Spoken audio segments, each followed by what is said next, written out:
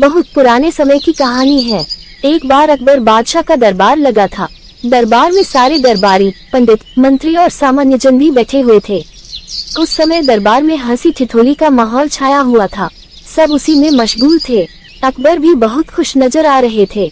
लेकिन एक बात थी जो अकबर को हमेशा ही खटकती रहती थी, वही कि राज दरबार के सभी दरबारी बीरबल के फैसले से बहुत चलते थे। बीरबल के आगे उनके फैसले की एक न चलती थी, इसलिए उन्हें बीरबल से बहुत ईर्ष्या थी। लेकिन वह बीरबल के सामने बोलने की हिम्मत जुटा नहीं पाते थे। बीरबल की दरबार में अनुपस्थिति होने पर अकबर हमेशा बीरबल की प्रशंसा के पुल बांधते रहते थे। जब बीरबल दरबार में अनुपस्थित रहता था तब दरबारी बीरबल के प्रति द्वेष का भाव रखकर अकबर बादशाह को भड़काने का काम करते रहते थे। लेकिन अकबर को बीरबल की चतुराई पर बहुत भरोसा था। दरबार में चल रही हंसी ठिठोली के बीच अकबर ने दरबारियों की परीक्षा लेने का मन ही मन विचार बनाया। उन्होंने सभी दरबारियों से शांत होने को कहा और बोले, ध्यान से सुनो, तुम सभी को मेरे एक सवाल का जवाब देना है। जो इस सवाल का जवाब सही देगा और उसे साबित कर दिखाएगा, उसे मैं बीरबल की जगह अपना मंत्री नियुक्त कर दूंगा। अकबर ने कहा, देखो, तुम सबके लिए बहुत बढ़िया अवसर हाथ आया है। इससे तुम अपने मन के सभी अरमान पूरे कर सकते हो। ये सुनकर सभी दरबारी बहुत खुश हुए। अकबर ने फिर अपना सवालिया बाण छोड़ा और कहा, देखो, तुम्हें ये साबित करना है कि मनुष्य द्वारा निर्मित चीज ज्यादा अच्छी होती है या कुदरत के द्वारा निर्मित। अकबर के मुंह से सवाल सुनते ही सभी दरबारी सोच में पड़ गए। अकबर ने उन्हें पूरे एक हफ्ते का समय दिया और कहा, अगले शुक्रवार को जब दरबार लगेगा तो तुम्हें खुद को सबसे श्रेष्ठ साबित करना है। सब दरबारी अपने अपने घर को हो लिए। सभी इसी सोच में डूबे थे कि इस बात को कैसे साबित किया जाए। लेकिन किसी में इतनी चतुराई भी तो नहीं थी जितनी की बीरबल में। सारे दरबारियों में से किसी को भी इस सवाल का हल नहीं मिल पाया। तय समय के अनुसार फिर शुक्रवार के दिन राज दरबार लगा। सभी लोग अपने अपने आसन पर विराजमान हो गए। हालांकि बीरबल सबसे पहले पहुंच गए थे। अब राजा ने एक एक कर सभी से सवाल का जवाब मांगा, पर सभी दरबारी, मंत्री, पंडित अपनी गर्दन झुकाकर खड़े हो गए।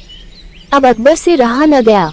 उन्होंने बीरबल से पूछा। बीरबल ने बड़ा ही चतुराई भरा जवाब दिया, जहाँ पनाह, इसमें कौन सी बड़ी बात है, इसका जवाब बहुत ही आसान है, अभी लीजिए, कहकर वह अपनी कुर्सी से उठकर बाहर चले गए। ये देख दरबारियों में खुसर फुसर शुरू हो गई। एक कहने लगा, अरे ये क्या। बीरबल तो अकबर को जवाब देने के बजाय दरबार से उठकर बाहर चले गए।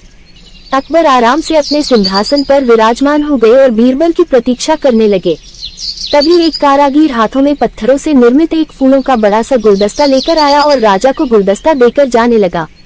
राजा ने गुलदस्ता हाथ में लिया और उसकी सुंदरता देखकर गुलदस्ते की बहुत तारीफ की और अपने खजाने के मंत्री को आदेश दिया कि इस कारीगर को 1000 स्वर्ण मुद्राएं इनाम के तौर पर दी जाएं। इनाम लेकर कारीगर खुशी खुशी बाहर चला गया। तभी अकबर के बगीचे का माली आया और एक बड़ा सा गुलदस्ता को राजा को भेंट किया। इतना सुंदर गुलदस्ता देखकर राजा उसकी भी तारीफ किए बिना न रह सका। अकबर ने फिर अपने मंत्री को आदेश दिया और कहा, माली को 100 चांदी की मुद्राएं इनाम के तौर पर दी जाए। बस फिर क्या था, राजा का इतना आदेश हुआ कि बीरबल चतुराई भरा मुंह बनाकर दरबार में दाखिल हुए।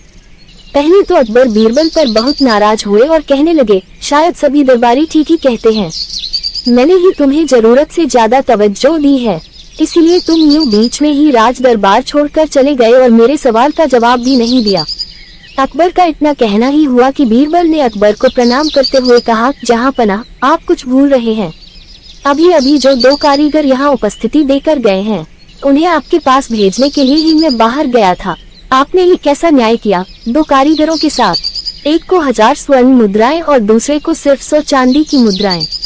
अकबर ने जवाब दिया, असली फूलों का गुलदस्ता तो 2 दिनों में ही मुरझा जाएगा और यह पत्थर से निर्मित गुलदस्ता कभी भी खराब नहीं होगा, इसीलिए। अकबर का इतना कहना ही था कि बीरबल ने अपना चतुराई भरा बाण छोड़ा और बोले, तो फिर आप भी मान गए ना कि मनुष्य द्वारा निर्मित वस्तु कुदरत के द्वारा निर्मित वस्तु से ज्यादा अच्छी है। अब जहाँ पनाह की बोलती ही बंद हो गई। वे बीरबल की चतुराई देखकर मन ही मन मुस्काए और फिर से अपने सिंहासन पर बैठ गए। सिंहासन पर बैठकर अकबर ने फिर एक बार बीरबल की खुले दिल से तारीफ की और सब दरबारी अपना मुंह लटकाकर अपने अपने कुर्सी पर बैठ गए।